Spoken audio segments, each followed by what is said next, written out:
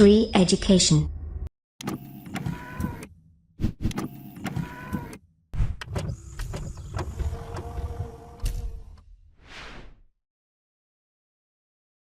नमस्कार दोस्तों, एक बार फिर से आप सभी का स्वागत है हमारे चैनल जिसका नाम है श्री एजुकेशन।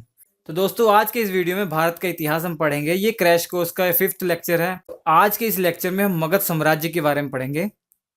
मगध साम्राज्य दोस्तों बहुत ही इंपॉर्टेंट है भारत के इतिहास में। जो हमारा भारत है, प्राचीन भारत का इतिहास है, उनमें जो सबसे ज्यादा क्वेश्चन आते हैं वो मगध साम्राज्य से ही आते हैं। और मगध साम्राज्य में एक वंश थे, वैसे टोटल 7 वंश थे। जो एक वंश था मौर्य साम्राज्य, वो सबसे ज्यादा इंपॉर्टेंट है। मौर्य साम्राज्य इज वेरी इंपॉर्टेंट। इससे पहले हमने 4 वीडियो अपलोड कर दिए हैं क्रैश कोर्स के। ये बहुत ही इंपॉर्टेंट क्रैश कोर्स आपके लिए। इनमें आप बहुत ही कम समय में बहुत अधिक जानकारी ले सकते हैं। आधे घंटे का, ज़्यादा ज़्यादा आधे घंटे 40 मिनट 30 मिनट का एक वीडियो होगा, जिससे कि आपका पूरा कवर हो जाएगा। 10-12 वीडियो में हम पूरा भारत का इतिहास पढ़ लेंगे। तो 5-6 घंटे का टोटल मिला के ये वीडियोज़ होंगे। 1-2 दिन में अगर आप पूरे अच्छे से पढ़ते हैं तो आपका पूरा भारत का इतिहास कंप्लीट हो जाएगा। और यकीन मानिए, इसमें से आपको 70 से 80% के लगभग मार्क्स मिल ही जाएंगे। सिविल सर्विसेज वाले एग्जाम को छोड़कर बाकी जो भी एग्जाम है, SSC CGL, SSC, MTS, CPO, bank, जो भी एग्जाम रेलवे के हैं, इनमें आपको ये बहुत सारे क्वेश्चन मिलने वाले हैं।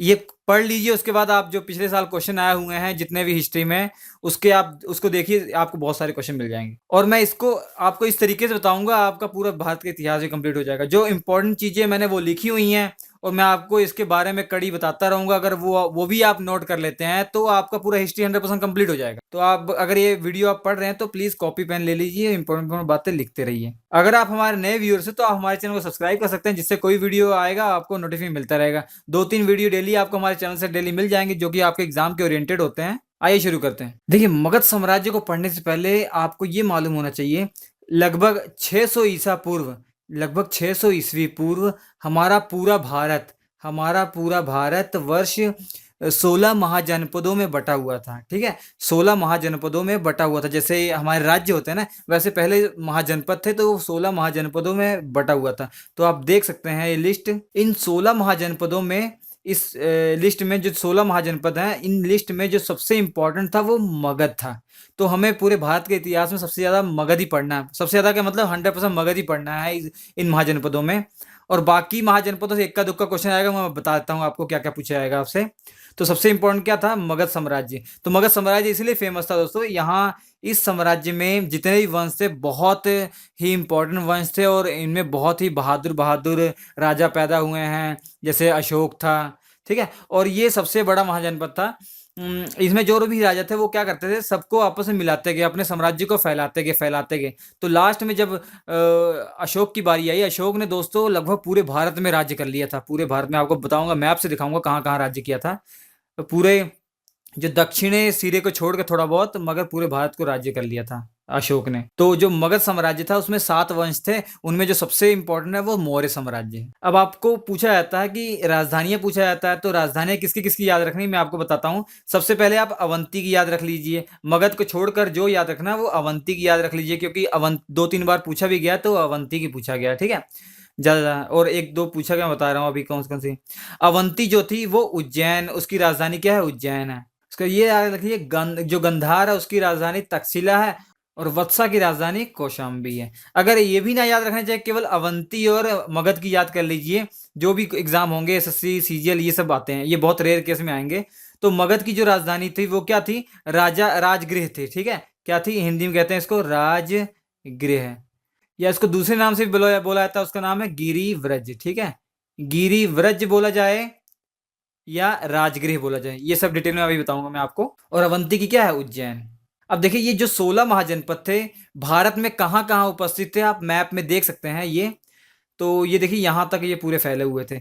तो आप, एक क्वेश्चन ये पूछा जाता है आपसे कि जो दक्षिण में है वो केवल एक ही महाजनपद था, एक ही जनपद था जो दक्षिण में फैला हुआ था, अशमक था उसका नाम। अशमक एकमात्र ऐसा जनपद था, महाजनपद था, जो कि साउथ में था, दक्षिण में था। बाकी सब क्या थे? इस साइड आप देख सकते हैं, वो बाकी उत्तर की दिशा में है। अब देखिए, जो इंपॉर्टेंट है वो क्या है? मगध, जो है मगध, जिसकी राजधानी क्या थी? राजगृह। ठीक है, टाइम टू टाइम इसकी राजधानी बदलती रही है, तो हम इसकी राजधानी कोई पूछे तो वो राजगृह ही मानेंगे। ठीक है, अब बीच बीच में राजा आए, वो अपनी किसी ने इसकी राजधानी जब जीतते गए, आसपास का जब एरिया जीतते गए, तो अपनी राजधानी वैशाली किसी ने रख दी है, उसके बाद किसी ने पाटलिपुत्र का भी बताएंगे, सब कुछ इसमें बताएंगे। अब उसके बाद देखिए जो मगध पर किन वंशों ने राज्य किया, अब हम वो देखेंगे, ठीक है। अब जितने महाजनपद थे हमने सबको छोड़ दिया, अब मगध में जाएंगे, मगध में एंटर करने जा रहे हैं हम। अब देखिए मगध में एंटर करेंगे तो मगध में जितने भी, मगध साम्राज्य में जितने भी वंश थे हमने उनको सीरियल वाइज लिखा हुआ है यहाँ पर। तो जो मगध साम्राज्य का जो पहला वंश है वो हर्यक वंश था।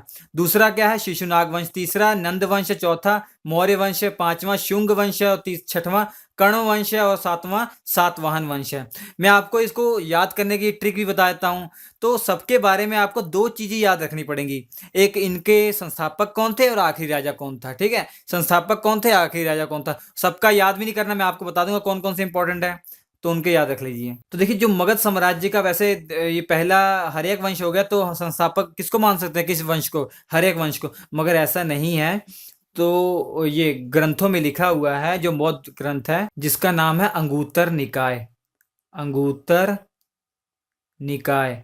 अंगुत्तर निकाय एक बौद्ध ग्रंथ है जिससे हमें मालूम पड़ता है, जिससे हमें सबसे पहले ये मालूम पड़ता है कि ऐसे 16 महाजनपद थे।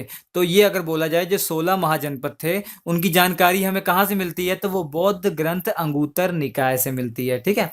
कुछ जानकारी हमें जो जैन ग्रंथ था उससे भी मिलती है। जैन ग्रंथ जिसका नाम था भगवती सूत्र, भगवती सूत्र, तो कुछ जानकारी हमें इससे भी मिलती है, मगर सबसे ज्यादा जानकारी जो मिलती है अंगुत्तर निकाय से। तो क्वेश्चन आएगा कि जो 16 महाजनपद थे इनकी इनकी जो जानकारी इनके बारे में कहाँ से हमको मालूम पड़ता है, तो अंगुत्तर निकाय से। तो अकॉर्डिंग टू अंगुत्तर निकाय जो मगध साम्राज्य था, जो सबसे पहला इसमें राजवंश था वो बृहदर्थ का था। तो कौन था, बृहदर्थ, ठीक है।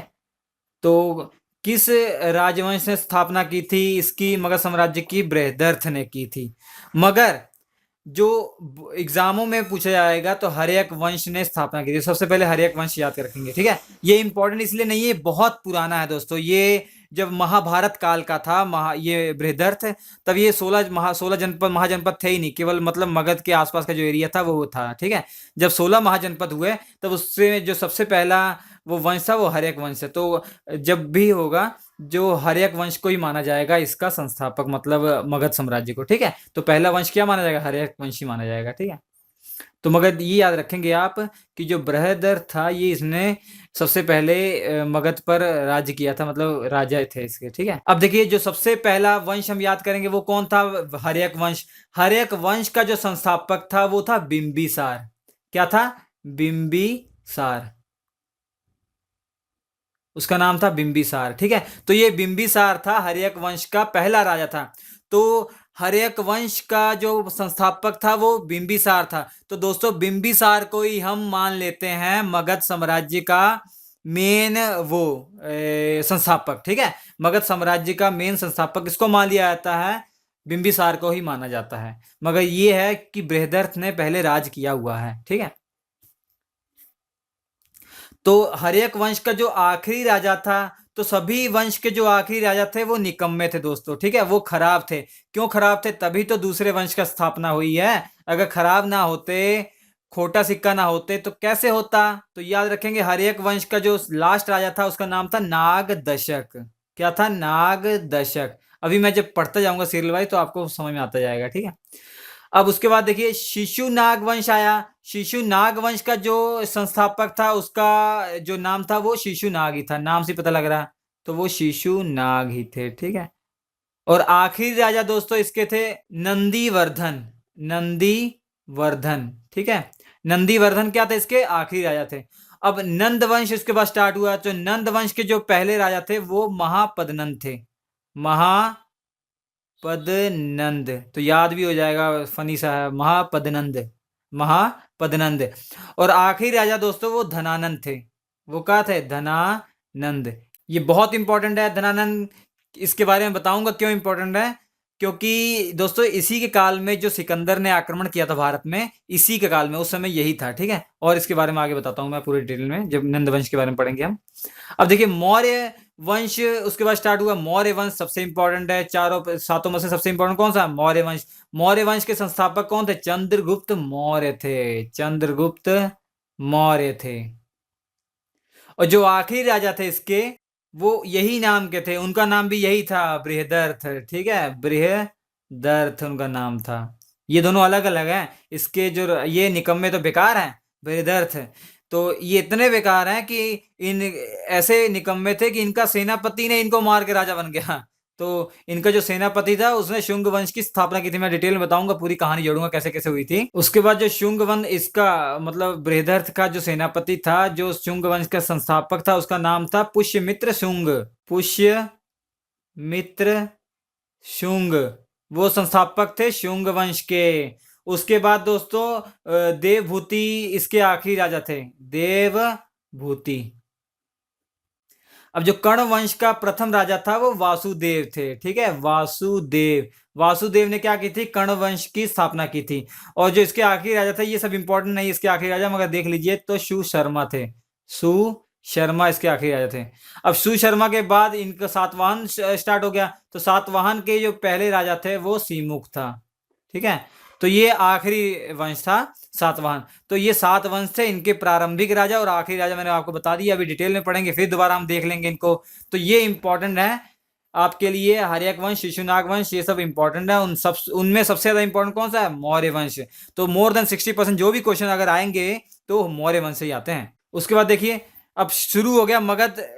शुरू हो गया मगध के बारे में हम इंपॉर्टेंट क्वेश्चन देखते जाएंगे। जो ये लिखे हुए हैं ये बहुत इंपॉर्टेंट चीजें हैं। अगर ये आप कर लेंगे तो 70-80% आपके नंबर आ जाएंगे। और जो मैं एक्स्ट्रा बताता रहूंगा वो भी अगर आप कॉपी पेन पे लिख लेते हैं तो आपको कहीं पढ़ने की जरूरत नहीं है। 100% आपको ये इतिहास कवर हो जाएगा। मगध की राजधानी हमने ऑलरेडी आपको बता दी, ये क्या है, राजगृह या गिरी ब्रज। गिरी ब्रज या राजगृह, ये इसकी राजधानी है। अब 16 महाजनपद की सूची उपलब्ध है। कहां पर उपलब्ध, मैंने आपको बताया ना, जो बौद्ध ग्रंथ है उनमें इसके बारे में बताया गया, उसकी पूरी सूची उसी में उपलब्ध है। तो उस बौद्ध ग्रंथ का नाम क्या था, अंगुत्तर निकाय। अंगुत्तर निकाय, अंगुत्तर निकाय एक बौद्ध ग्रंथ है, उसमें इन 16 के 16 महाजनपद के बारे में पता लगता है हमें। उसके बाद देखिए क्वेश्चन है शिशुनाग वंश। शिशुनाग वंश तो दूसरा वंश था, पहला वंश कौन था, पहला वंश था हर्यक वंश। ठीक है, तो यहां शुरू करते हैं। हर्यक वंश क्या था, पहला वंश था। तो इसके संस्थापक कौन थे, हमने बताया बिंबिसार। कौन थे, बिंबिसार।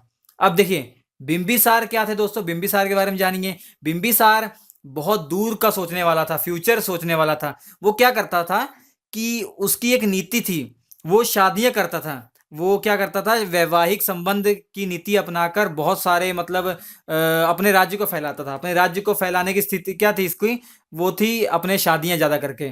तो ऐसा कहा जाता है इसने 500 शादियां की थी। ठीक है, राज के चक्कर में, राजपाट के चक्कर में इसने 500 शादी कर डाली थी। तो 500 जो शादी की थी उनमें से जो एक कोई लड़की होगी, उसका एक पुत्र था, वो बहुत ही बहादुर था, उसका नाम था अजात शत्रु। ठीक है, अजात शत्रु। ठीक है, और बिंबिसार के बारे में जानिए। बिंबिसार के बारे में ये पूछा जाता है, ये बहुत ही बड़ा फॉलोवर था उनका, बौद्ध ग्रंथ का, बौद्ध धर्म का ये बहुत ही बड़ा फॉलोवर था। बौद्ध धर्म में जो गौतम बुद्ध थे उनका ये बहुत ही बड़ा अनुयायी था।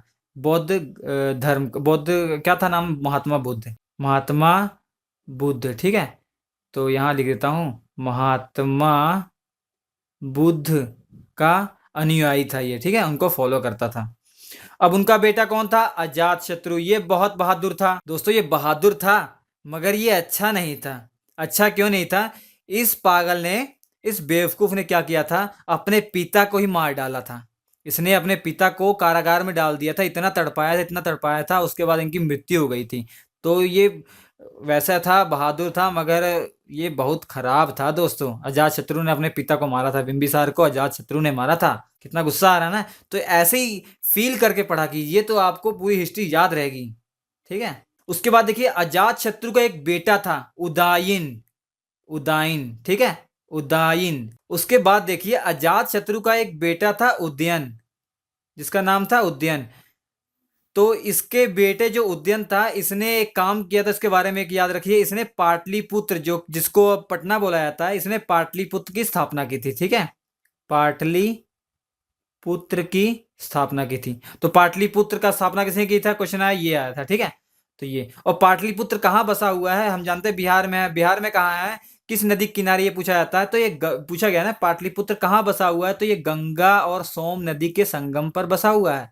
गंगा और सोम नदी के संगम पर बसा हुआ है। तो दोस्तों केवल यही क्वेश्चन अगर कर लोगे, जिनको एग्जाम नजदीक आ गए, जिन्हें कुछ नहीं पढ़ा, यही क्वेश्चन कर लीजिए बस, उसके बाद बिंदास जाइए, चाहे रट लीजिए, कुछ भी कर लीजिए, यही पढ़िए आराम से, बिंदास जाइए एग्जाम में, आपका एग्जाम अच्छा होगा, क्वेश्चन इसी में से आएंगे। अब पाटलिपुत्र की इसने स्थापना तो की थी, पाटलिपुत्र की स्थापना करने के बाद इसने क्या किया था, उदयन ने पाटलिपुत्र को मगध का वो बना दिया था, राजधानी। इसने अपनी राजधानी किसको बना दी थी, पाटलिपुत्र को अपनी राजधानी बना दी थी, ठीक है।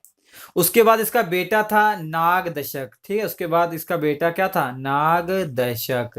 अब ध्यान से देखिए, उदयन क्या था, पाटलिपुत्र की स्थापना की थी, इसका बेटा क्या था, नागदशक। नागदशक इतना बेकार बेटा था, वही जो था हर्यक वंश का, इस हर्यक वंश का लास्ट राजा था नागदशक। ये इतना बेकार था दोस्तों कि मतलब जो इसके राज्य में जो लोग थे, नागदशक के राज्य में जो लोग थे, उन्होंने इनका विद्रोह कर दिया, मतलब खुश नहीं थे। तो इनका वो मतलब कुछ ध्यान नहीं देता था, मतलब कुछ भी करता था, बेकार राजा था कुल मिला जुला के। तो नागदशक का एक सेनापति था, नागदशक का जो सेनापति उसका नाम था शिशुनाग, शिशुनाग इसका सेनापति था। उस सेनापति ने नागदशक को मारा और खुद राजा बन गया, खुद क्या हो गया, राजा बन गया। तब उसके बाद शुरू हो गया शिशुनाग वंश। उसके बाद हम जाएंगे किस क्वेश्चन पे, शिशुनाग वंश। अब शिशुनाग वंश की स्थापना किसने की थी, ये दूसरा वंश था, तो शिशुनाग ने ही की थी भैया, शिशु शिशुनाग ने की थी, ठीक है। अब हमने आपको बताया था कि इनको याद करने की ट्रिक हमने आपको बताई थी, ट्रिक नहीं बताई, सॉरी, ट्रिक नहीं बता पाए हम। तो ट्रिक है हसीन, हसीन माशूका के साथ, ठीक है, हसीन माशूका के साथ।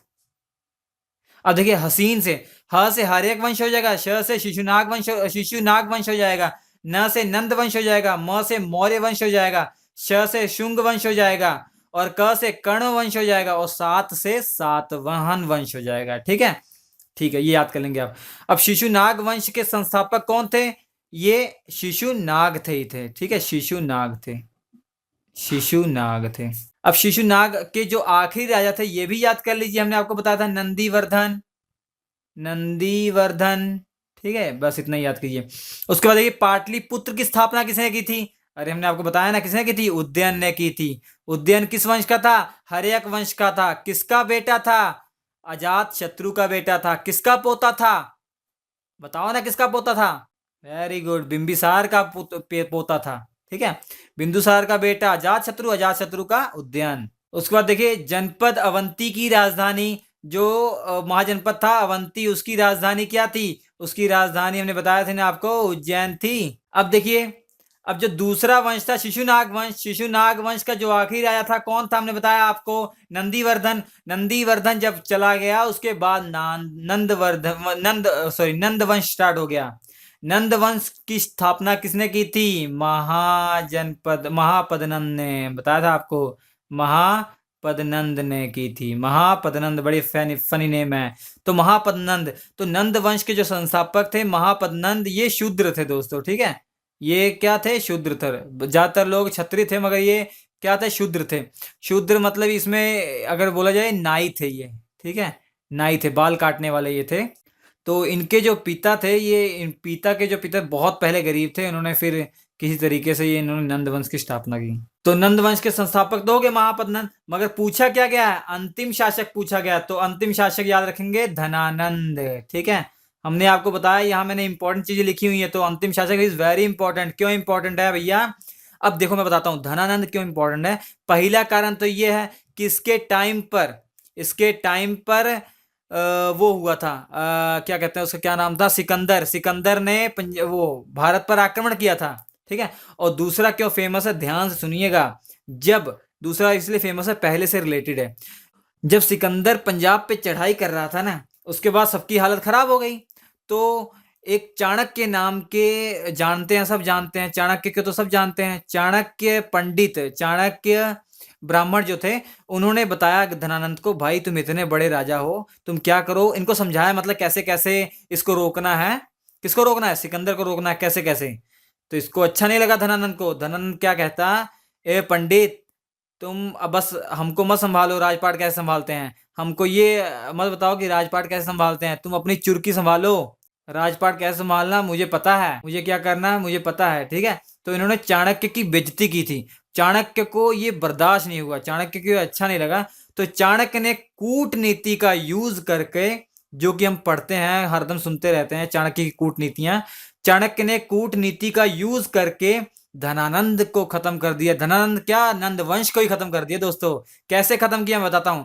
चाणक्य ने क्या किया, कूटनीति का यूज करके मतलब मौर्य वंश स्टार्ट करवाया था। कैसे, एक चंद्रगुप्त मौर्य थे, चंद्रगुप्त मौर्य, जिसके गुरु चंद्रगुप्त के मौर्य गुरु कौन थे, चाणक्य। चाणक्य ने अपने शिष्य बोलते हैं शिष्य, चाणक्य ने अपने शिष्य चंद्रगुप्त का यूज करके धनानंद को मरवा डाला। तो मरवाने से क्या हुआ, चंद्रगुप्त ने मौर्य वंश की स्थापना की। तो ये आंसर हो जाएगा, मौर्य वंश के स्थापक कौन थे, चंद्रगुप्त मौर्य थे, ठीक है। जब चंद्रगुप्त ने इस पर आक्रमण किया था तो इसका साथ दिया था, चंद्रगुप्त मौर्य का साथ दिया था एक वहां का राजा था, कश्मीर का राजा था, परवतक नाम था उसका, ठीक है। कश्मीर का राजा परवतक ने इसका साथ दिया था, इसका चंद्रगुप्त मौर्य का साथ दिया था। तो उसने धनानंद को मार डाला। उसके बाद मौर्य वंश की स्थापना हुई, ठीक है। तो चाणक्य से पंगा इज नॉट चंगा, इसके कारण धनानंद चला गया बेचारा। अब देखिए मौर्य वंश का जो संस्थापक था चंद्रगुप्त मौर्य, इतना बहादुर था दोस्तों। अब इसने अपने साम्राज्य को इतना बढ़ाया था, इसने मगध साम्राज्य को इतना बढ़ाया था, आप देख सकते हैं कितना बढ़ाया था। जो ये ब्लू कलर का पूरा है, यहां तक बढ़ा दिया था इसने, ठीक है। मगर इसका पोता एक था, चंद्रगुप्त मौर्य का पोता। चंद्रगुप्त मौर्य का पोता कोई नहीं दोस्तों, वो अशोक था। अशोक ने क्या किया था, अशोक अपने दादा से भी 2 कदम आगे था, आगे बताऊंगा उसके बारे में। अब देखिए मौर्य वंश की जानकारी कहाँ मिलती है हमें, विष्णु पुराण में मिलती है। विष्णु पुराण में इसकी जानकारी मिलती है। मौर्य वंश की जानकारी कहाँ मिलती है, विष्णु पुराण की। सुदर्शन झील का वो निर्माण किसने करवाया था, ये चंद्रगुप्त मौर्य ने करवाया था, ठीक है। चंद्रगुप्त मौर्य ने करवाया था। बहुत इंपॉर्टेंट क्वेश्चन है दोस्तों, ये लिख लीजिए सुनहरे अक्षरों में। चंद्रगुप्त अनुयायी थे, फॉलोवर थे किसके, ये बहुत बड़े फॉलोवर थे जैन धर्म के। जैन धर्म के ये बहुत बड़े फॉलोवर थे। चंद्रगुप्त के गुरु कौन थे, अरे बताया ना, चाणक्य थे। चाणक्य चंद्रगुप्त के गुरु थे। चाणक्य को विष्णुगुप्त भी कहा जाता है, इनका नाम क्या है, विष्णुगुप्त भी है। और आप इनको कौटिल्य नाम से भी जानते हैं, कौटिल्य नाम से भी जानते हैं। उसके बाद देखिए इंपॉर्टेंट क्वेश्चन है, चंद्रगुप्त मौर्य के दरबार में आने वाला प्रसिद्ध यूनानी कौन था, तो ये मेगास्थनीज था। मेगास्थनीज दोस्तों यूनान का रहने वाला था, यूनानी था। और इसने एक बुक लिखी थी, बहुत फेमस बुक थी, इंडिका। ये क्वेश्चन में पूछी जाती है, इंडिका के लेखक कौन है, तो ये मेगास्थनीज है, ठीक है। एक दोस्तों मैंने वीडियो बनाया हुआ है, भारत में आने वाले प्रमुख वो जो विदेशी यात्री हैं, वो बहुत इंपॉर्टेंट है, वो जाकर देख लीजिए। उसमें जितने भी विदेशी यात्री हैं सब मैंने बना दिए, 7-8 मिनट का वीडियो है, उसमें आपको उनके बारे में पूरी जानकारी मिल जाएगी कि किसके काल में आए थे, क्या क्या लिखा है इन्होंने, ठीक है, कहाँ से आए थे, सब मैंने बताया वहां पे, वो देख लेंगे। तो अगर के एग्जाम में क्वेश्चन आते हैं, चंद्रगुप्त की मृत्यु, किसी की मृत्यु तो नहीं पूछा जाता, इसकी क्यों पूछा गया, क्योंकि फेमस है, क्योंकि इन्होंने उपवास के कारण अपनी मृत्यु हुई थी इनकी, ठीक है। इनकी मृत्यु कैसे हुई थी, इन्होंने उपवास रखा था। और कहाँ हुई थी, ये कर्नाटक में हुई थी, ठीक है, कर्नाटक में इनकी मृत्यु हुई थी। कर्नाटक में कहाँ हुई थी, चंद्रगिरी पहाड़ियों पर, चंद्रगिरी पहाड़ियों पर हुई थी, चंद्रगिरी पहाड़ियों पर, ठीक है। अब ये है कहाँ, कर्नाटक में कहाँ है, श्रवण बेलगोला में है, ये श्रवण वेल गोला, दोनों मिला दीजिए, श्रवण वेल गोला में है, ठीक है। इन्होंने इनकी मृत्यु उपवास के कारण हुई थी, कहाँ पे, श्रवण वेल गोला में हुई थी, कर्नाटक में, मतलब चंद्रगिरी की पहाड़ियों पर हुई थी। अपने जीवन के अंतिम दिनों में जैन धर्म को अपनाया था, किसने अपनाया था, तो चंद्रगुप्त मौर्य ने अपनाया था, ठीक है। चंद्रगुप्त, इंपॉर्टेंट क्वेश्चन है, चंद्रगुप्त मौर्य ने अपने जीवन के अंतिम दिनों पर जो जैन धर्म को अपनाया था। तो इन्होंने जो चंद्रगुप्त मौर्य ने जो उनकी जैन धर्म की, मतलब जैन धर्म की जो शिक्षा ली थी, किससे ली थी, ये भी क्वेश्चन आता है। तो ये भद्रबाहु से ली थी, ठीक है, भद्रबाहु। अब भद्रबाहु कौन है आपको मालूम होगा, अगर इसके पहले वाले वीडियो देखे थे हम, आपने देखे होंगे, तो भद्रबाहु वही हैं जिन्होंने, जितने भी जैन धर्म के अनुयायी थे, जितने भी जैन धर्म के वो थे, 24 थे तीर्थकर, उनके बारे में, उनकी जीवनी के बारे में किसने लिखा है, भद्रबाहु ने लिखा है। शिलालेख का ये प्रचलन किसने करवाया था, तो ये अशोक ने करवाया था, ठीक है, अशोक ने करवाया। अब देखिए अशोक शुरू हो गया, अशोक डायरेक्ट नहीं शुरू हुआ दोस्तों, मैं बताता हूं आपको। पहले चंद्रगुप्त मौर्य थे, चंद्रगुप्त मौर्य का एक बेटा था जिसका नाम था बिंदुसार। बिंदुसार। बिंदुसार क्या किया दोस्तों? बिंदुसार ने कुछ किया ही नहीं। उसने अपने पिताजी जो कि चंद्रगुप्त मौर्य थे, उन्होंने जहां तक राज्य किया था उसी पे राज्य किया, बस उसी पे ऐश किया। और ऐश करने के साथ साथ एक और काम बहुत बड़ा किया। क्या? 101 बच्चे पैदा किए। कितने? 101 बच्चे पैदा किए। उनमें से एक जो बेटा था वो अशोक था। वो कौन था? अशोक। जो एक सबसे बड़ा बेटा था और उसके बाद दूसरे नंबर बेटा आता है ना, दूसरे नंबर का ये अशोक था। जो बड़ा बेटा है वो सब फेमस नहीं है, मगर देखना चाहिए, देख सकते हैं, उसका नाम सुमन था। ठीक है, तो पहला सुमन था, उसके बाद अशोक, ऐसे ऐसे 99 और बच्चे थे, 99 और थे। ठीक है, तो उनमें अशोक जो था, उसने क्या किया? उसने सोचा भैया इतना बड़ा साम्राज्य है, सब में बट जाएगा। तो उसने क्या किया? उसने अपने भाइयों को मार डाला। अशोक ने क्या किया? अपने 99 भाइयों को मार डाला। 99 भाइयों को मार डाला।